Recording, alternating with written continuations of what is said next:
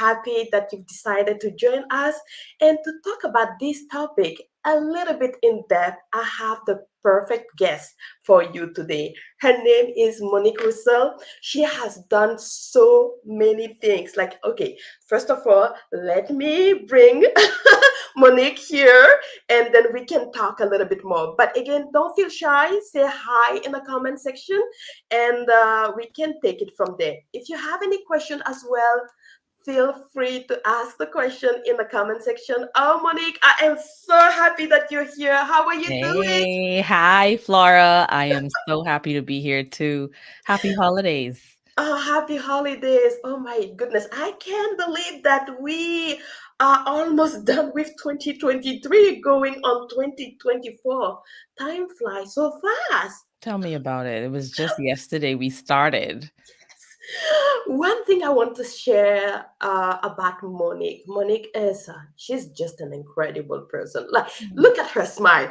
The first time I met her, she's like, "Tell me what you do," and I said, and I share with her what I did. Well, I still do with that. I still do that, and she said it back to me in the way that was so elevated, so clear. And I was like, wait a minute, what do you do? This that you just described, it's so powerful. And she said, I am an expert in communication. I said, whoa, this woman knows her stuff. Like the same thing I said, but it sounded so elevated, so well. So please, Mm. Monique, can you please introduce yourself to the audience and let us know why you're passionate about communication? Where does this come from? Mm. So, Flora, I am just excited to be here on the show. I can't believe, like you said, it's already, I mean, we met at the top of the year in Puerto Rico, personal growth and development.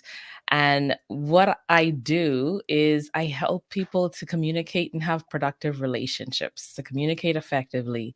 And why I am passionate about this is because I just really got tired. I got tired of seeing people miss opportunities to connect with those that they work with, their leaders, their partners, those they love, because of two main gaps. Primarily, one was because they didn't have the self awareness to know how they were showing up or why they did what they did and how that impacted others.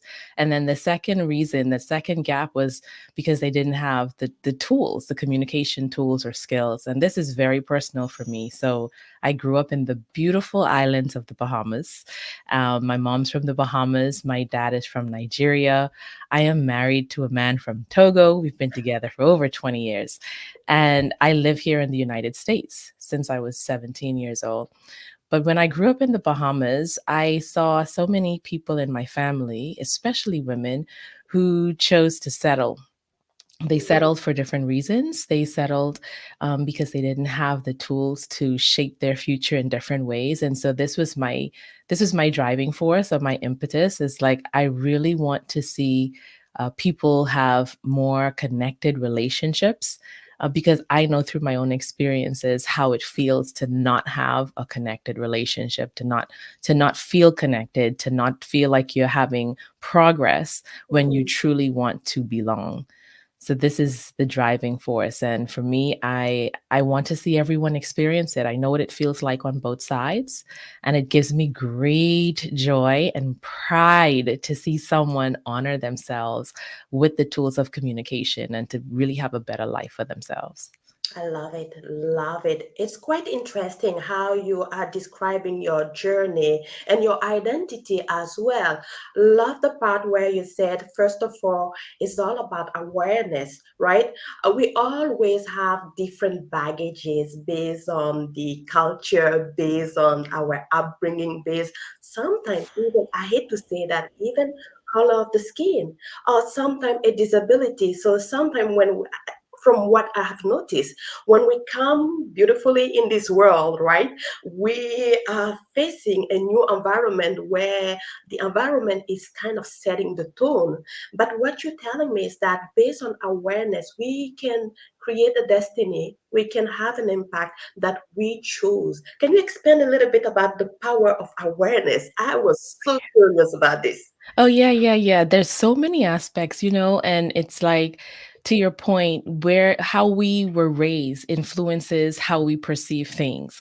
It influences how we connect, the respect that we show to each other, the level of influence that someone is having who is in a hierarchy position. In certain countries, for example, that hierarchy, the leader role is extremely important. And so no one should go against the person who's the leader. In other countries and other companies, maybe that's not as rigid, it's not as fluid, it's not as tight. So understanding the different nuances between cultures, between people, and having that awareness will help you to be able to lead your team and connect with people in your team in a better way. I remember working on a project earlier this year, and just really, it was a project that we had probably about 8 different countries represented. And it was just a really beautiful time. And I had a great time because the topic was around communicating. In diverse cultures. And when we look at certain terminology or certain words or certain way of responding, for example, sometimes in the Caribbean, you might be using WhatsApp with a leader versus using email or phone communication. Sometimes the response, you might have someone, receive your message and the response time might be slow or little to non-existent, not realizing that that's also being influenced from a cultural standpoint as well. So just being aware of cultural nuances, of differences in different parts of the world and how that influences how you interact with each other, whether you are someone that is open to receiving different types of communication and going beyond a surface level in your communication, all of that is influenced by, your level of awareness. Mm. So yeah, when you learn more, you have a better chance of connecting and having a productive relationship with people Oh, around you. wow.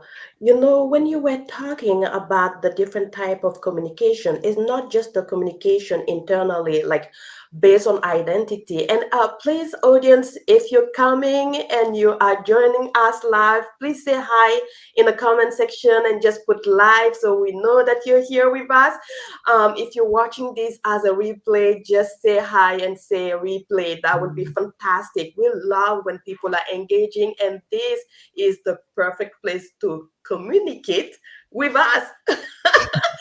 But I love what you said, Monique. Communication is not just the internal thought or the voice or the ideas that you project, but it's all. It's this in addition to the tools that you're also using for communicating your thought. And I know some people like, for example, communication via email because it's easy for them to go back to, while others prefer a phone call because they feel like it's more direct. They can understand based on the tone and all of that. And some people like it, like even the videos, right? All of that has a different tone, but I didn't know that was so different. That's interesting. Definitely. I mean, the communication in itself is vast, right? You hear the word communication, you ask 10 people, you're going to get 10 different responses. And that is why effective communication is all about clarity. You can have one word used among 3 different people, and each person can have a different idea or perception about what that word is.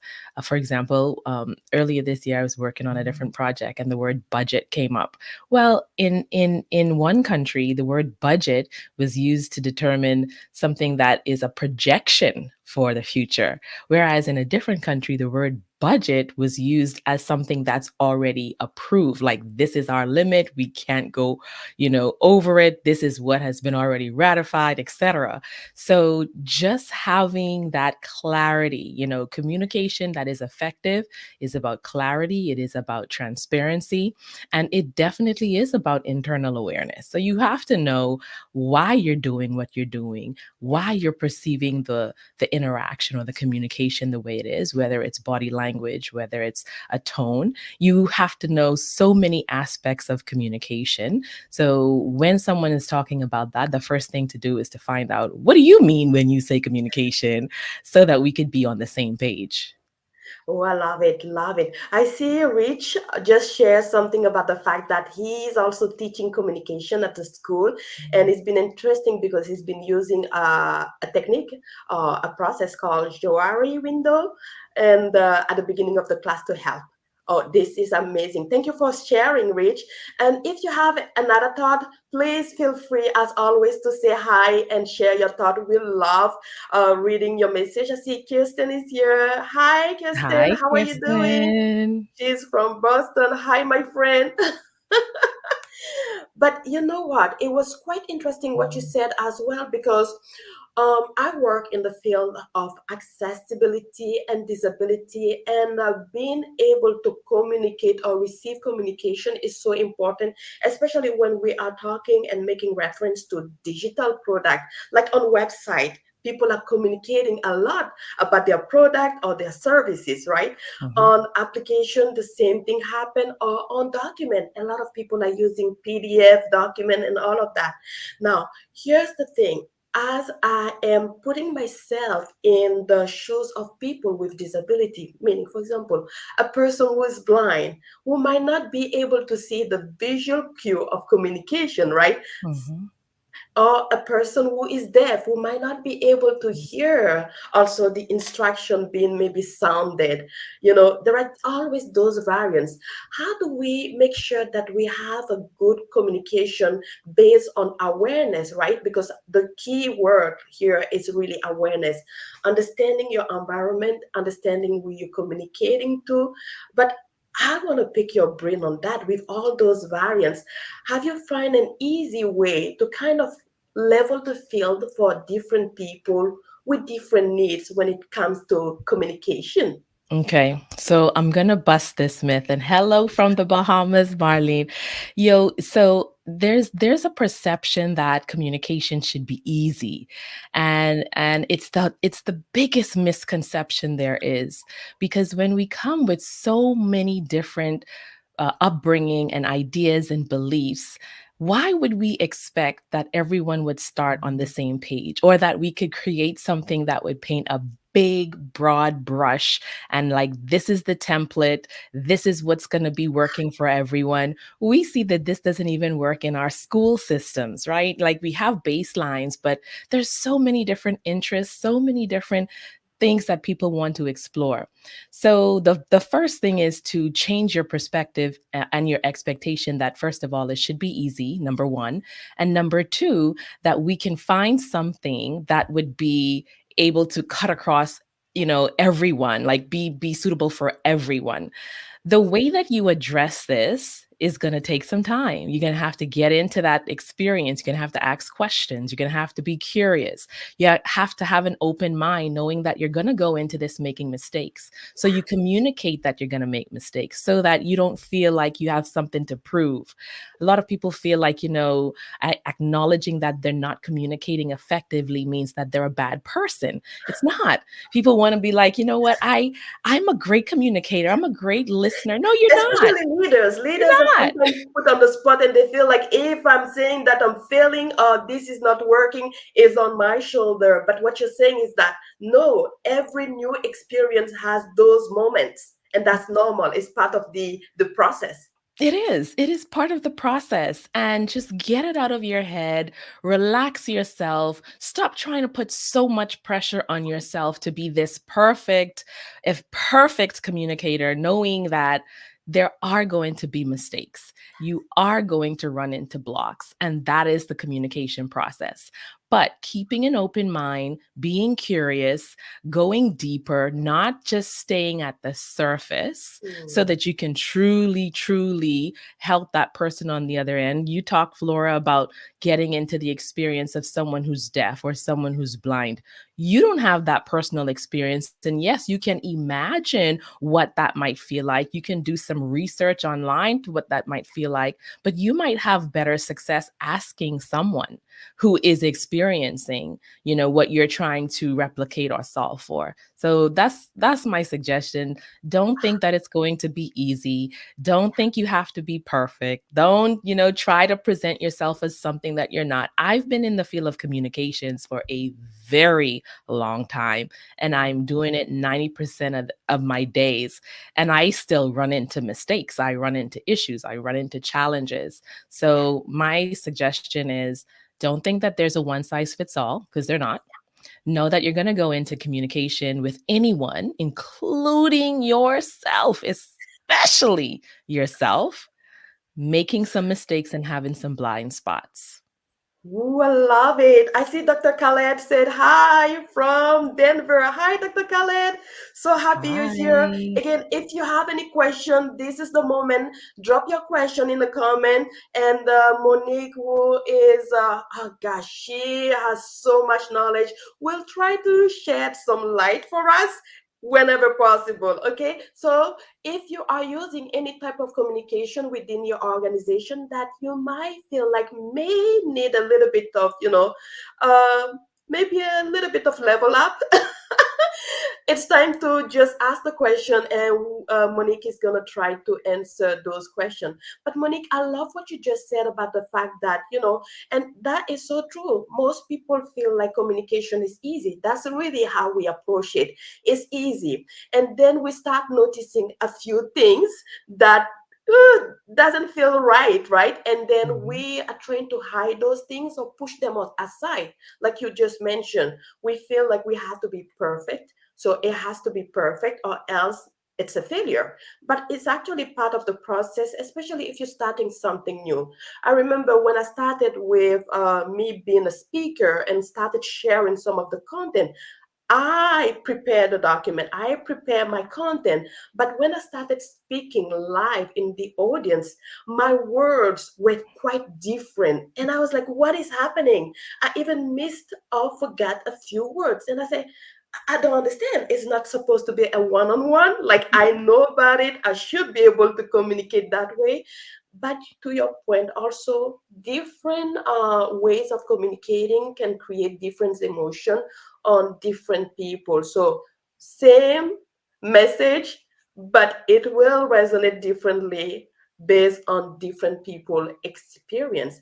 Why is this kind of communication, I won't call it a breakdown, but that weird moment where you know what you know, but when you say it's a bit different.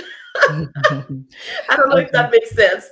Okay, so I hear what you're saying about the presentation. So I'm also a professional speaker, and I also help other speakers like refine their message, tell their story, and connect with their audience. Engagement is key.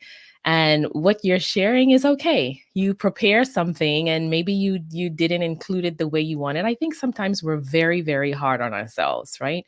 And one of the things that I have noticed, especially when we're working with leaders or individuals who are trying to make sure that they are connecting with their audience, is they get on that stage, whether it's a virtual stage or a physical stage or in a small group or even one on one.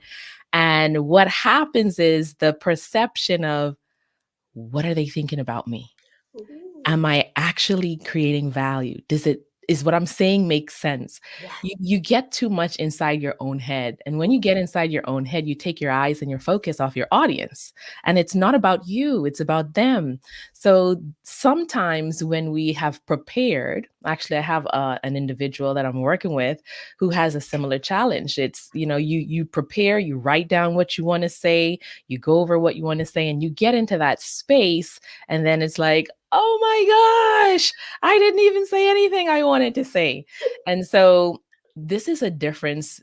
I'm so glad you asked this question, because this is a difference between the technique of creating speeches and creating presentations, so very technical, hard skills, and also the internal skill, the self awareness of Mm, how you're going to show up in the room. And what are you thinking? You're thinking that maybe everybody in this room is smarter than you, or maybe they know something more than you do, or maybe you don't have an answer to a question that they're going to ask. So, a lot of these things are focused on the internal awareness of how you show up when you feel that you are being judged, when you feel that you might be making a mistake and someone might laugh at you, or they may not think that you know what you're talking about.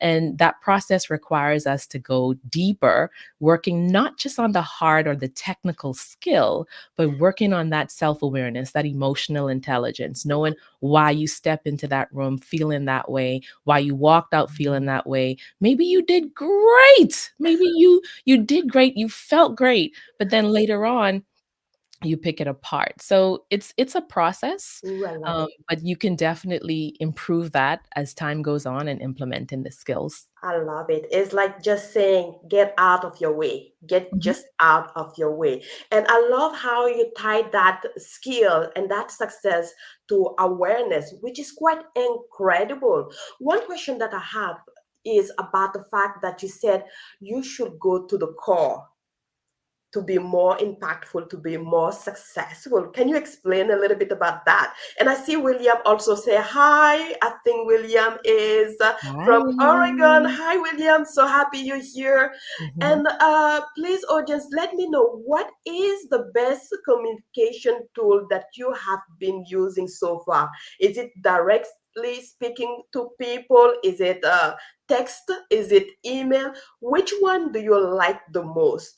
I know for a period of time in my life, I didn't want to talk directly to people on the phone. I just have to admit, I was just a little bit shy or a little bit scared or whatever you name it. I was just doing the chatting, like on the text. But I've noticed that that is usually a result of fear, not so much.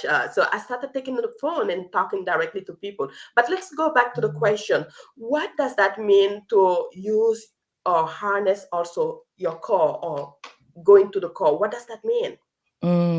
So there are levels to everything.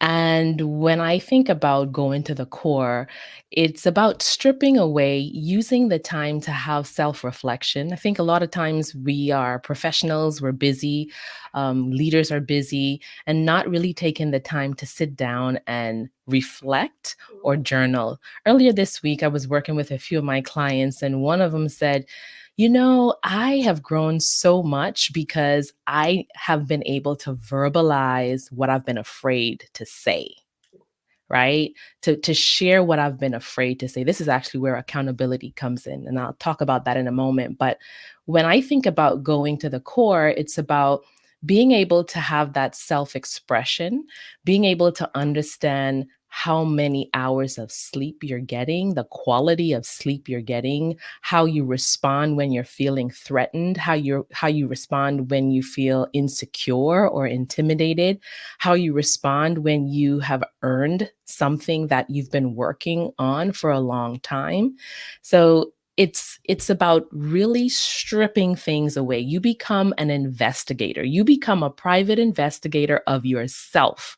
And you have to go and figure out and learn all the things you can, possibly, about who you are, and that includes your health. That includes, just different aspects of how you learn. So, for example, I know for myself, I love working one on one with my coaches, but I know when I get into communities, group learning communities, my outcome accelerates beyond belief. So I know that I can accelerate my learning journey for any topic that I want to learn in a group setting. I'm going to get value one on one, sure, but in a group setting, yes. This year, I think I traveled out of the country at least 7 times, sometimes for a minimum of a week, and across different time zones, and definitely nationally as well. But one trip that I made, I came back and it was like the fatigue just wrapped me like a mm, jacket, right? It wrapped me. It was covering me. yes. And I know that how that impacts me. So when I'm fatigued, even if I have the best intentions, Yeah. it was like even the things that I was looking forward to in my schedule, they became an annoyance, they became a nuisance. And I Mm. realized that my conversations started to include a complaining tone. I was just like, oh, what do they want? What do they want? What do they want? But it was because I was tired, Yes. right? So, Yes. how do you respond when you're tired? Just really paying attention to some of that. It's not about willpower. Going to the core means that you truly understand your response to conflict. You understand more about yourself than anyone else. So you take yourself on as a project. And then noticing the piece about accountability, I feel that the accountability piece is essential, and not just to yourself. I think it's a disservice we give or say that you set your goal, you just need the willpower and the motivation and the drive to get it done. In the real world, in reality, we have things that are built in accountability for us all the time. When we're traveling, we get reminders. When we're going to our doctors and dentist appointments, we get reminders. Yeah. So, accountability helps with us as we're going to the core so that we can verbalize the things that we're afraid of. We can reduce the fear and we can improve the quality of the connection and the communication that we have with the people that are around us. Yeah, I love it. I think that even going to the core means that you have so much understanding of who you are after the discovery of yourself, right? Yes. That whenever someone is communicating with a different style, you are still able to balance the different things because you know who you are. And also, when you are facing with, as you said, conflict before, you know yourself so well that you know how you can handle it to the best of your abilities instead of like just being reactive to the situation. You are responding to the situation. Exactly. I think I like that. That gives you so much power. Can you imagine that It someone does. says something you do not agree, but you know how to filter that properly? I see Marlene said something about the fact that you must be understanding a little bit more of the Caribbean culture. And I think she's asking, how do we shift the culture? I haven't read the whole thing, but Marlene, we will get back to that she will respond to you on the message. Is that okay, Monique? We can Yes. respond to her on the message so we take more time to see exactly what she's saying. Thank you, Marlene. And one question that I want to ask, because we are almost done with the session, it goes by so fast, is understanding how communication can be powerful for advocacy as well, especially for leaders, and not just leaders. Everyone needs to be a better communicator, right? Everyone should be able to do that. But you mentioned that yes, communication should create a little bit more, value, and whenever you do some advocacy and so much more. Yes, and I'm a big advocate. And so advocacy requires clarity. If you don't have clarity, you don't know what you're advocating for. You don't know how to champion the message. You don't know how to do it in a way that is respectful of the people that you're advocating for if you're not a part of that community or you're not a part of that group. So, advocacy definitely starts with being very clear. And yeah, that's the core of it all. It starts with clear communication, clear and effective communication, and keeping your audience in mind. Oh, that's true. Because sometimes we are moving forward, but with our own perspective instead of the other's perspective. But I love how you say also you need to be like, again, get out of your way. It's not about you, it's about them. And you should be able to communicate clearly for them to understand. And one thing that I love about communication is also that you can always ask the question, do you understand what I said?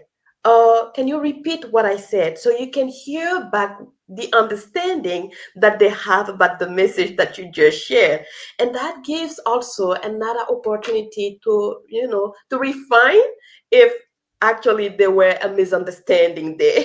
Yes, yes, definitely. It's all about finding the common path to understanding and knowing and going in that conversation or connection or interaction, knowing that there's a high chance, the probability of you getting it wrong is very high. And so your job is to reduce the amount of misunderstanding in the connection or the communication that you're having with others. Oh, wow. I mean, from what I'm hearing, communication is just a beautiful journey. It's an internal journey and it's also an external journey. I love it. All right. I think that we are done for this session. Monique, I am so grateful that you came here and share incredible value.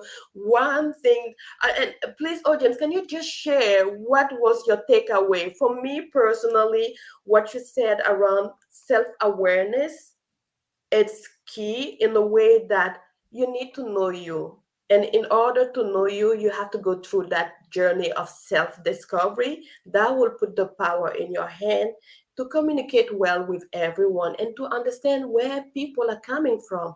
The second thing that you said that was so beautiful is, if you have any doubt or you are not the person you want to elevate, speak to the person you want to elevate. In the case of, like, when we were discussing about disability, sometimes we assume from our point of view, but actually we need to talk directly to the people who have a disability and hear their voice so that we can actually capture that message and put it in, for example, the product that we are creating, especially for tech people. I see Dr. Khaled said something about very informative session for the record. Oh, thank you so much, Thank Dr. Khaled. you.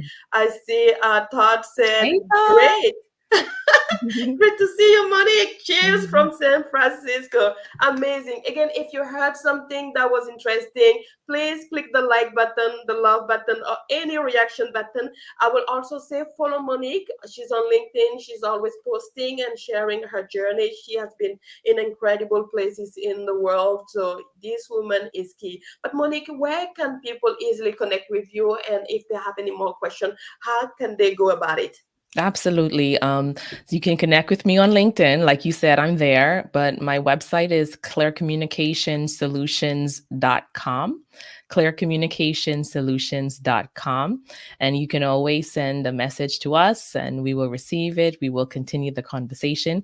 You can also search me up on Google. Monique Russell, communication, and you'll find my most prized possession, Intentional Motherhood, Who Said It Would Be Easy, the book that I've written for parents and leaders to walk their children and their teams on journeys. Love it, love it. I see Ariel also just shared something. He said, reduce misunderstanding. That is his takeaway. Yes. That's my next task on my to do list, definitely. And there is that funny meme and story that we usually take in technology. And I'm just going to say that and I will let you go. I promise. I know everyone is on the holidays mood right now. But there is that funny thing about technology where the client will say, I want this kind of product, and the developers or the tech people will hear one way, right? And they create the product super happy about what they did, and then they present it to the client, and the client is like, what is this? Mhm. And they said, well, based on point A, B, C, this is what you ask. And the client was like, no, I ask actually this that is so different from what you're giving me. So just to say that in communication, there is nuances.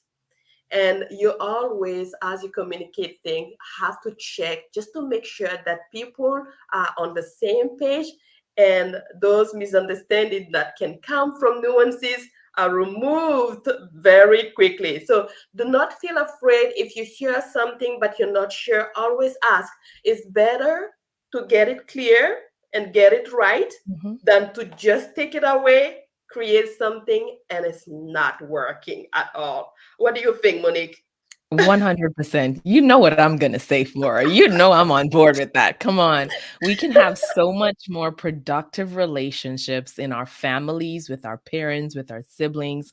These tools have made me so much better as a wife, as a mother, as a daughter, as a friend, and definitely as a business professional and an owner. So definitely reduce the misunderstanding, focus on clarity, and use the tools to help you have the life that you truly can live with effective communication. Definitely love it. All right, everyone. Happy holidays. And I will see you next time. Bye bye for now. Bye for now.